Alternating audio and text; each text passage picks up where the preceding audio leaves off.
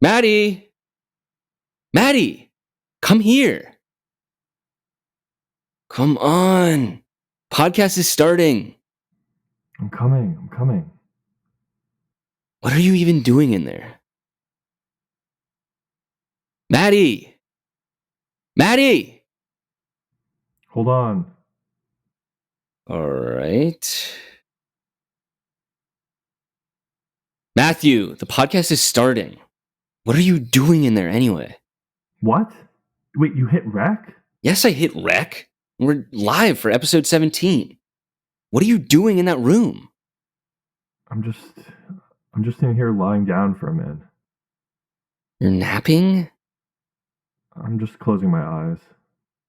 Are you okay? I just feel kind of down. Why is that? My old teacher from middle school died. I'm so sorry. It's horrible. I'm not sure what happened exactly that would kill him off. I don't exactly know the details, but apparently he's no longer with us. That's really not right. Well, come on out and we can talk about it on the pod. Okay, hold on. Okay. Wow. I know I shouldn't be laughing. You're upset, but your hat is ridiculous. The fedora is a life bit, as I'm sure you're well aware. You look like you just got a master's degree in boyology. For real? I mean, I realize it's a life bit, but fedoras, they're in a class of their own. If you have any self-respect, you just don't wear a fedora. You've got some serious cojones to rock that look. I don't know about cojones, but it cheers me up to be so ironic, especially when I'm feeling down. Still upset about the teach? I'll get over it. It's just hard to wrap my mind around an old teacher passing away. Well, maybe if there's some alumni from your school who listen to this, Ep 17 can be a healing experience for them? There are definitely at least a few kids who went to Thomas Starr King Middle School who listen to Serial and This American Life from time to time, but I don't know. Our podcast is a little out there. Yeah, but you were in the gifted program, right? Right? Your point being? Well, gifted kids have a way of gravitating towards some pretty revolutionary stuff. And Up Close and Personal is nothing to scoff at in that regard. I suppose that's true. Our approach to comedy smacks of originality. Yeah, if they were in the gifted and talented education program, I guarantee 90% of them are fans of those timeless creatives, Bo Burnham, Andy Kaufman, Eric Andre, and the like. We got this on lock. All right, that's true.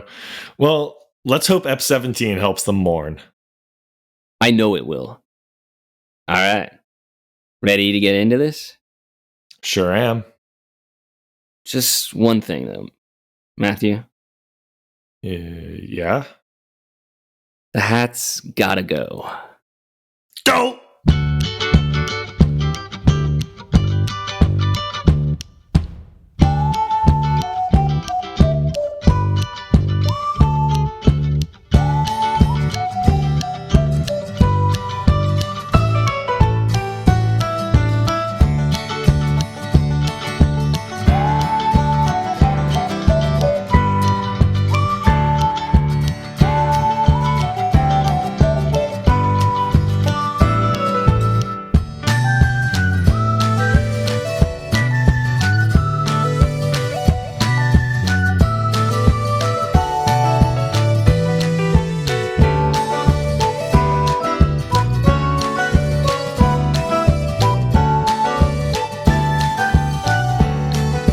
So, Jay, what's new on your end? Catch me up to speed. Okay, I've pretty much just been chilling at home ever since this damn lockdown started to really pop off. COVID-19. It's a disease that affects us all, even if you're not literally infected. Even catching wind of this thing is enough to make even the most sociable people suddenly act like hermits in a damn cave. By the end of this, we'll have beards trailing down to the ground. Hey, at least that's good for snacking on old crumbs. Yeah. When we eat meals, the crumbs will get stuck in our beards. Rather than walk to the snack drawer when we're hungry, we can just run our hands through our beards to get some fruit snacks. Or whatever else was on yesterday's menu. Not a bad silver lining to what is in reality a very dire situation. Yeah, no, that's true. But no, as I was saying, I've been spending a lot of time at home with wifey and the pooch. You know, you have to stay safe. But, of course, every so often I have to get up off my lazy ass and head over to the little bodega on the corner to get some fruit snacks and a club soda. Same here. Except for me, replace the word fruit snacks with pancakes. Specifically, pancakes with abs, aka, well, waffles. Touche. So, I'm a little proud of that one, I gotta admit. Anyway, you were saying? Yeah. So the other day, I was walking to the local bodega, and, well, when I was halfway there, I suddenly fell flat on my face. Oh no, were you okay? A bit scraped up, but nothing a little neosporin couldn't make good as new. Phew. Well, what happened? I tripped and lost my balance. On anything in particular? Well, you're gonna hate to hear this, but I tripped on COVID face masks that right-leaning Republicans discarded. I have no words. Yeah, it's idiotic. There were masks everywhere, all over the ground, and I kept slipping and sliding the whole way there. Like, if you're not going to use a mask and want to endanger the public, fine. But at least throw it in a proper trash receptacle. Or give it to someone who will actually use it. Right. It's ridiculous. To make matters worse, apparently my dog liked the masks. A bit too much. What do you mean? One word. Humping. She was humping the masks? No, but after sniffing them on her walk, she got back home and was humping the upholstery. I guess masks are not the best idea for dogs to sniff. That's nasty. It's interesting, though. I guess face masks are, sort of like catnip, but for dogs. Yep, apparently so. And it's not exactly a pretty sight. Still, it's nice to know that if your dog ever deserves a special treat... Yeah, sure. For like a special occasion, though. You can just toss her some old masks. Yeah. It's always good to know about a new tool that we can use to affect animals. Jay? Yeah, Maddie? How do you think snake charmers affect those serpents they're always messing with? I honestly have no clue. I wish schools focused on giving us more practical knowledge like that. Like, do I really need to know what year Columbus sailed the ocean blue? In 1492? Okay, yes. So I have that useless knowledge swimming around in my brain, filling up my memory. When is that information ever going to serve me? I wish schools focused on more practical knowledge, like how to invest or enchant animals. Snake charming is less useful than it sounds. Most snakes are benign. And if you see a poisonous one, I have a technique that pretty much always works. Run!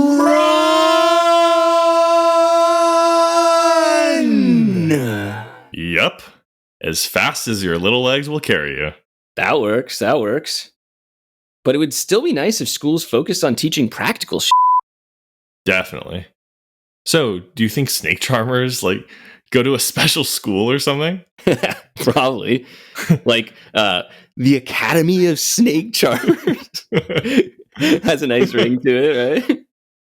And the best thing is, they won't even need to give out diplomas. What is that? Well, it's pretty easy to spot a snake charmer in everyday life. If you see somebody and they have no bites, they're probably a snake charmer. That's true. Yeah, like, if you don't engage in snake charming, you're probably going to get a lot of bites in your everyday life. And those things get infected fast. So the school can save money and trees by not printing out diplomas every year. Yeah, that's definitely a plus. What the hell was that? That's my pet dog. Oh man, that's crazy. She's making quite the racket. Is that normal? Yeah, I think she's asking for help. I should probably go check on her. All good. I'll hold the fort here. I promise I won't say anything weird about you into the mic while you're gone. So that means the opposite of what you just said, right? You're planning on embarrassing me, aren't you? No, not at all. Better not. Okay, now that Jay is gone, let me just say he's a really good friend, and I'm glad to have him in my life.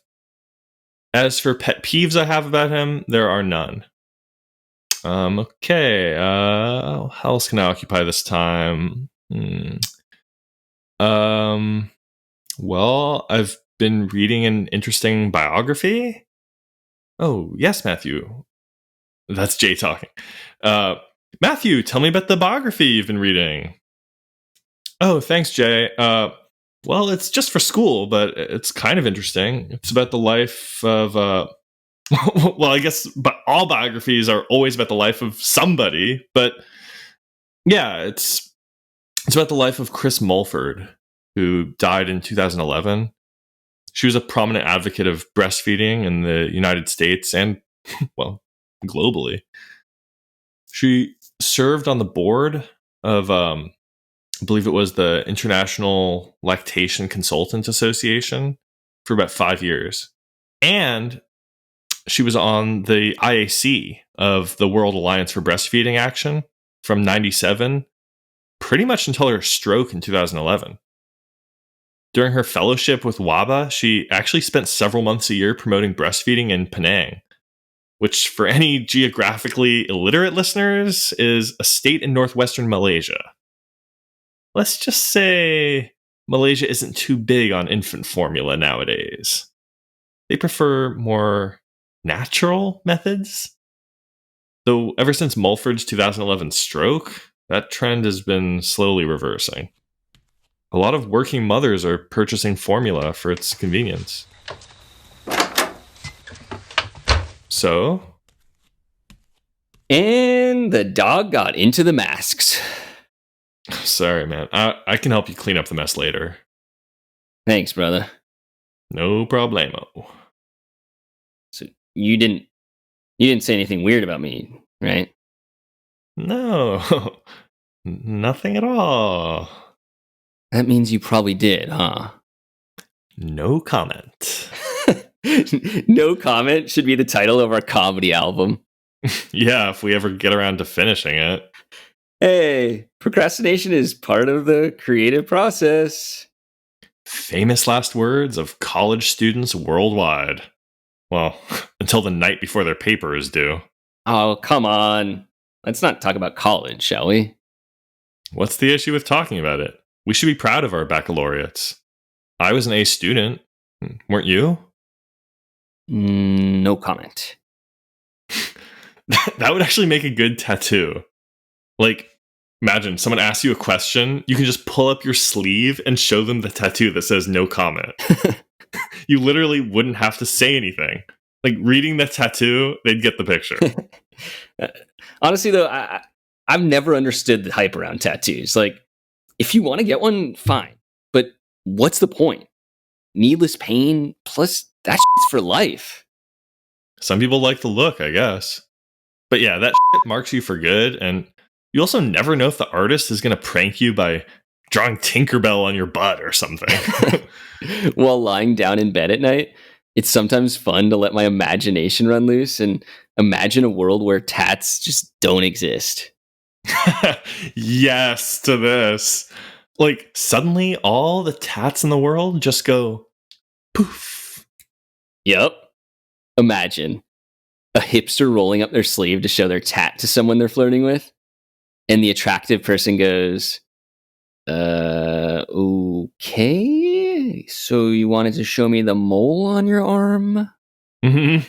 The tattoo artists pacing around their parlor, looking at their inking machines, going, what the hell is this damn thing for?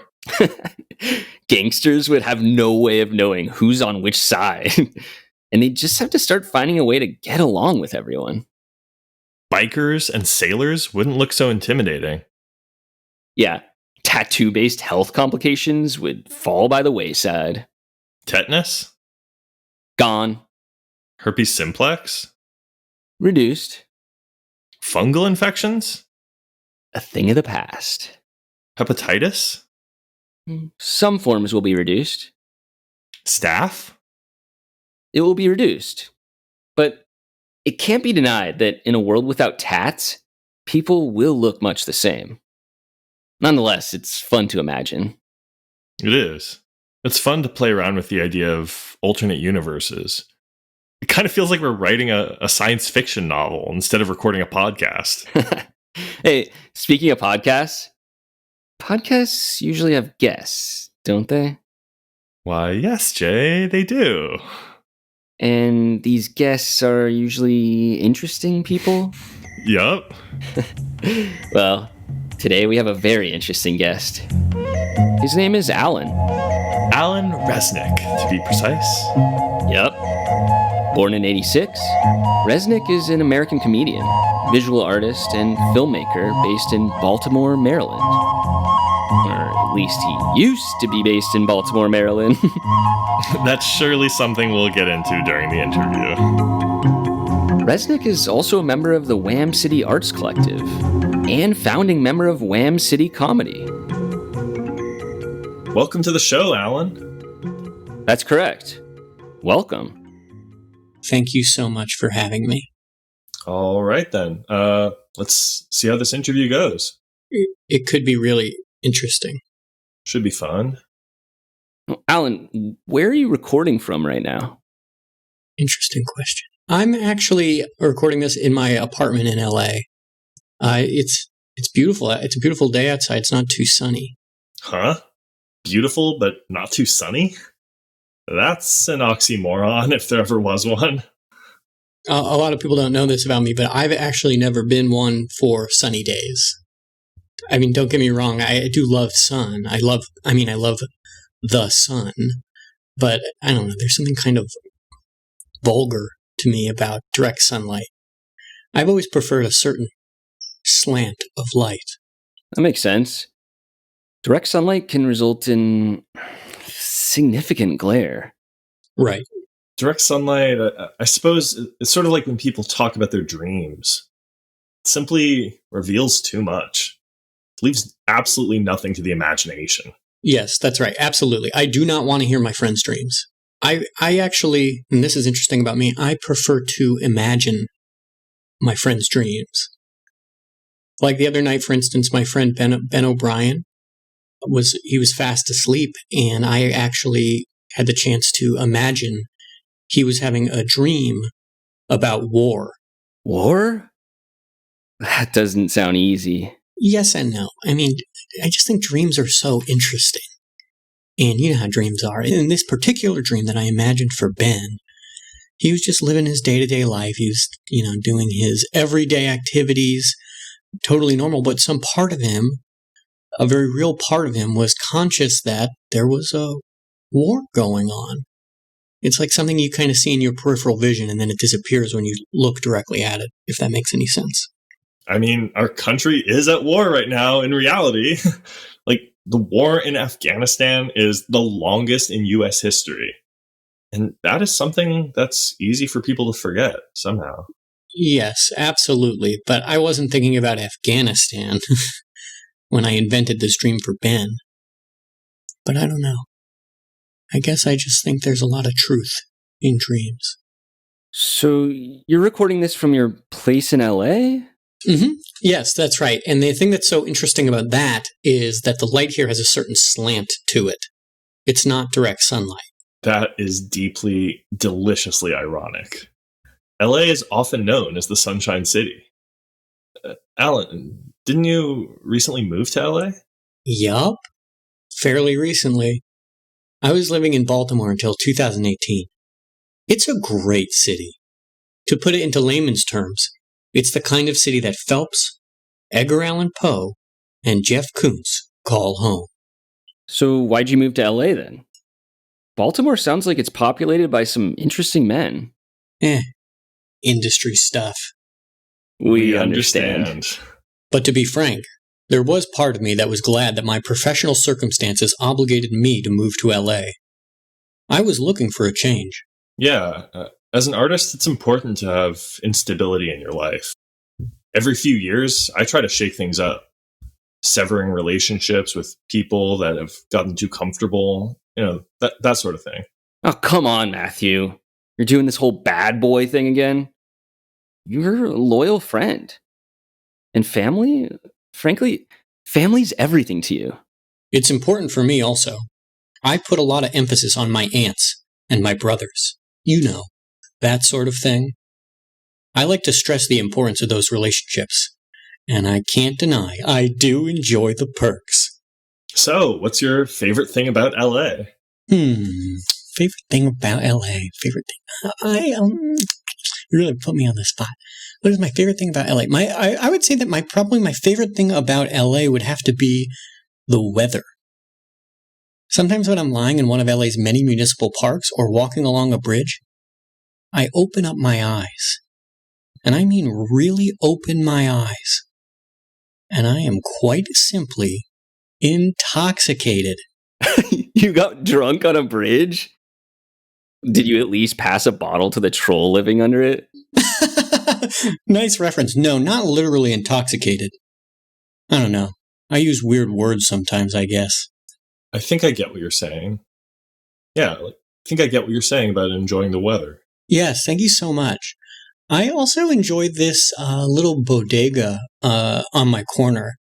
It's not like a big tourist bodega or anything like that. It's kind of hardly worth mentioning, but it has honestly been so nice to literally just step out of my house and pick up whatever essentials I need. Napkins, Progresso. I even see some moms in there buying diapers sometimes. Yeah. There really is something special about my little bodega. And yes, I really do think of it as mine. It just feels like a family there. That's really nice. Are the owners and regular customers familiar with your work? No. Not familiar, no. But something kind of cool did happen a few weeks ago. I didn't tell you this before, but there's actually a little TV in the bodega. And it's normally just playing, TV stuff, cable news, ball game, that sort of thing. But one evening I came in there and, yep, Family Guy was on TV. They were watching Adult Swim at my little bodega. Oh, hell yeah. I told the owner that I actually created a couple infomercials for Adult Swim. And then I made him watch This House Has People in It on my iPhone using Adult Swim's proprietary application. That's incredible. Did he enjoy your comedy routines? Yeah. He actually gave me a very generous discount that night at the bodega. I was just there to buy cigarettes and milk and basically ended up paying what the cigarettes would have cost just by themselves. So, free milk. Whoa. I actually had a similar experience with my Adult Swim show, Day World. That's funny. I did a little bit of work on Day World. I thought you'd remember that. But yeah, soon after it aired, I sent out a link to my alumni page on Facebook groups. Hold on, are you talking about college alum or HS? In my opinion, Jay's high school friends were, well, let's just say it, normies. Okay. Matthew, you snob. But yeah, I posted the link in my university's alumni group, and the next day, some guy who I took econ with years ago just straight up DM'd me. He still remembered you? Yup. And he said he really enjoyed the show and that he runs these amazing opportunities that present financial opportunities and curated experiences. The opportunities normally put a pretty big dent in the pocketbook, but he said he was down to give me a 10% discount. I love that. I guess just has a way of working out for the best sometimes. And to think it all started with a college course. It's weird to me that some people are nostalgic for the glory days of college. If you miss that time period, just hit up some alumni. They'll make time for you, and they'll make you feel right. It is hilarious that we are talking about college right now. Because lately I've been thinking. Go on. Well, basically a couple of years back, I went to SUNY Purchase College, and I studied visual arts there. I actually ended up getting a bachelor's degree for myself. Right on. By going to college, you were actually upping your game and making some serious moves. And now you actually work as a visual artist. That's absolutely right. And a lot of the techniques that I've been using in my art are things that I actually learned back at SUNY Purchase College. And lately I've been thinking that it would be nice if there was just some way that I could give back to my school. How do you mean? I just mean I wish that there was some way for me to give back to my school. Just some way to show my gratitude to my alma mater. Have you tried donating? Yep. I tried, but it went well. It went okay. But I'm thinking about more concrete actions I can take to show my gratitude to my alma mater. Like lately I've been volunteering for SUNY Purchase College. Is it rewarding? Oh my, yes. Yes, of course. Oh my God. Yes. I am quite taken with volunteer work. What is it exactly you do for them? Well, SUNY Purchase College is using a company called ProctorU for their online final exams. You know how everything's so freaking messed up with COVID right now? Uh-huh.